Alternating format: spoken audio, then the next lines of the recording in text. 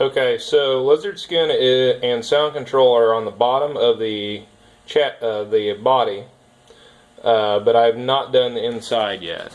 It has a coat of chassis saver on it, and that's only in the certain spots. I've seam sealed it, and that's the extent of what I've done. Getting ready to apply the first coat of sound control to the inside of the tub. Again, the bottom has been done with sound control and ceramic liner already, but here's going to be your baseline reading for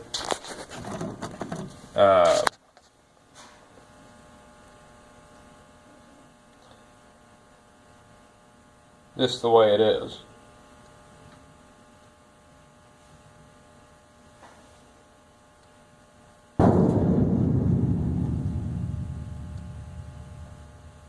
So if you saw, we peaked out somewhere around 71.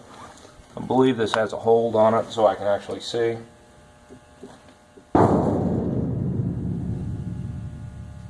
So all that was me wrapping my fingertips on the roof, and we got a 73.1.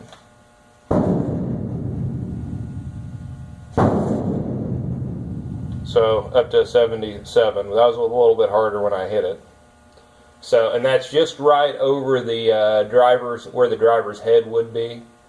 So just for a reference. I'm now going to shoot the sound control, and then once it dries, we will test it again.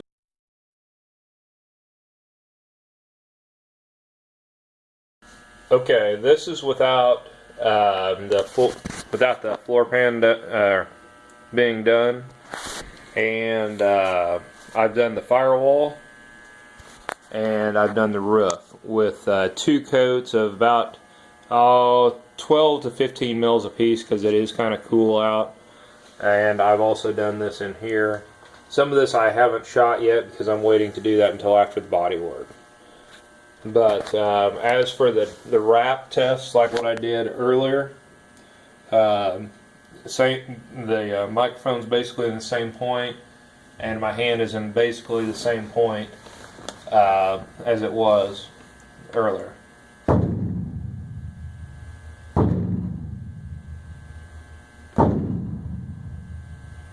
It's taken a pretty good force to go ahead and get the higher amplitudes. I'm going to now put it on max, so it will actually show the maximum that it registers.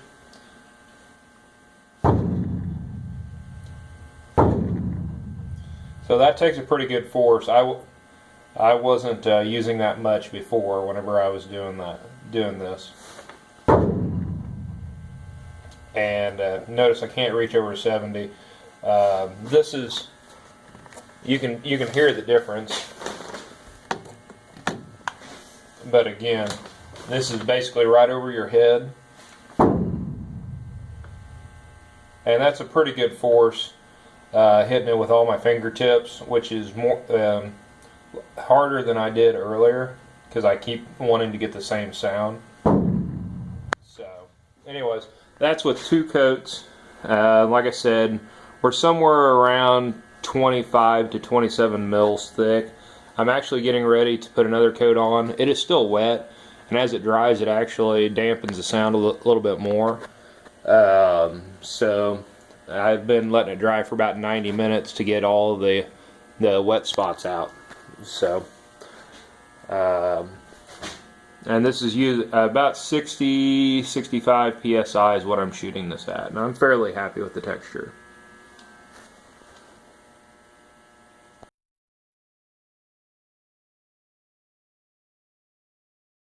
So this is the next day after I've applied 3 14 mil coats to the ceiling of Lizardskin sound control, and I've also done the same with the floor pan.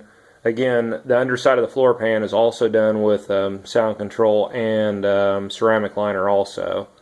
But really for this demonstration, it's more about the roof itself. So Whenever I had this thing stripped out totally, it sounded like a tin can, you know, whenever you tap on them and they just echo and verb. So, this is after it's dried, 14 hours later. Yeah, 14, 16 hours later. So everything's fully dry. And let me turn the light on so you can see. And this is my hand in the same spot, using the same fingertips.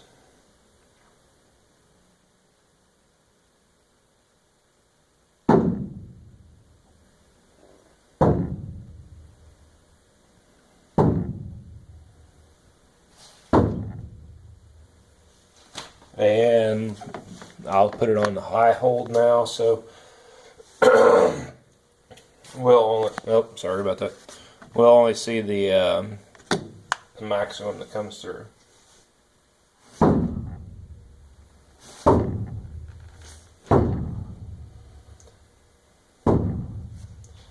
And I do believe I'm using more force because I'm trying to get the same sound in my head is what I think's happening.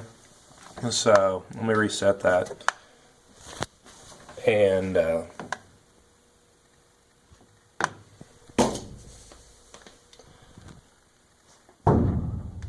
that's about the same that I was using. So you can see we've reduced it by over 10 decibels, and that's just on the roof itself. So it's went on fairly well. Like I said, it's about 40 mils thick, 3 12 to 14 mil coats because it was cool out. And then I've done all this. But if you listen to this, I mean, everyone knows what a floor pan sounds like whenever you tap on it. And that's not on a cross member, I can guarantee that. So, anyways, I thought that was pretty cool. I'll show you here on a, I've got two identical transmission pans, and one of them's coated 3 on both sides. I'll show you the difference on those also.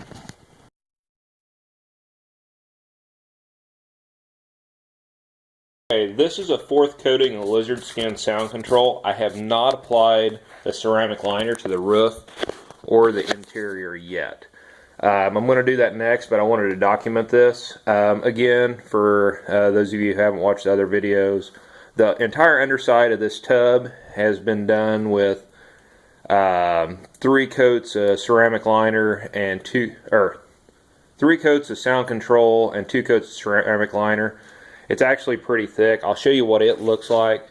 That's with a gloss on it. I actually applied it too thick, but I didn't realize I had my air pressure set wrong. And you can kind of see the line there, the defining line, how thick it actually is. So that's about a fingernail. Here, I know on the underside I did it a little bit thicker, but it should be about the same. So you can tell there's no hollow sound. Like I said, all of this has been done on both sides now with 3 coats plus. I tried to get a build of 60 mils on the inside, and I'm reasonably certain I have 60 mils on the underside. I used 2 gallons of sound control on the underside, and and the firewall, and 2 gallons of ceramic liner on the bottom also. So we should be at least 60 mils there. Anyways, what we really care about is the roof. So I went back and I applied a 4th coat to it just because. I didn't feel like it was thick enough because I shot it in the cold, so I didn't put it on really, really thick. And I kind of measured it up, and I was somewhere right around 36 mils, and I wanted to be over 40. I'm closer to 50 to 60. They say 60 is what is kind of your line of diminishing returns. I am going to coat this with a ceramic liner also, with a Lizardskin ceramic liner, but you have to wait 24 hours to do that. It's about 30 degrees out right now, so sound's going to carry fairly well. Again, this is exactly just a repetition of the test that I already did. So, what I did before, hand over on the roof where the basically where your head's going to be. And what I do is what I've been doing for a test is I've been wrapping the top of it with my 4 fingertips, and like in the previous videos. So here you go.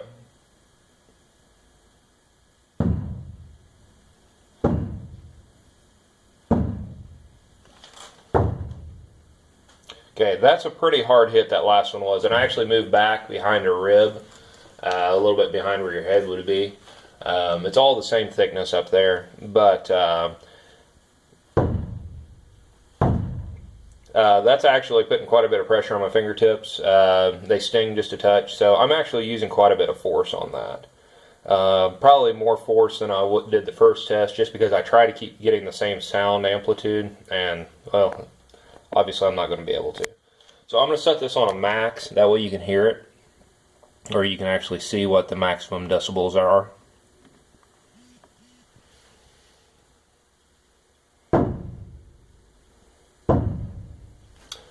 So that first one was a pretty hard hit. So right there we're at, let's just call it 60.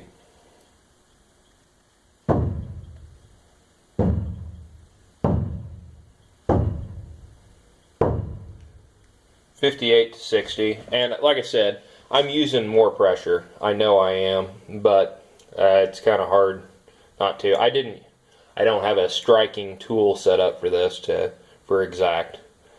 So that's reduced at about 13 decibels, at least, if I remember my first video. Again, these might all be strung together, and they might be separate videos when I upload them. I'm not really sure. But anyways, so there was 63, which is a pretty hard hit, and you can tell by me speaking what it is, what the sound is. But the proof is in the pudding. You can hear the dull thud, and anyone that's had a Jeep or any vehicle apart knows once you take everything out of it, it's like a hollow tin can and just echoes. So that's my take on Lizardskin, that it actually works. We'll see how it holds up. Like I said, I am going to top coat this in ceramic liner for the temperature control, and then I know that'll change the sound a little bit too. But this is dried out for 2 days, so it's fully dry. But you can hear the outside of the tub. That hasn't been shot on the inside yet. And like I said, this is on the roof. So you can tell the difference. So like I said, everything's been done. Firewall. So anyways, that's what it is.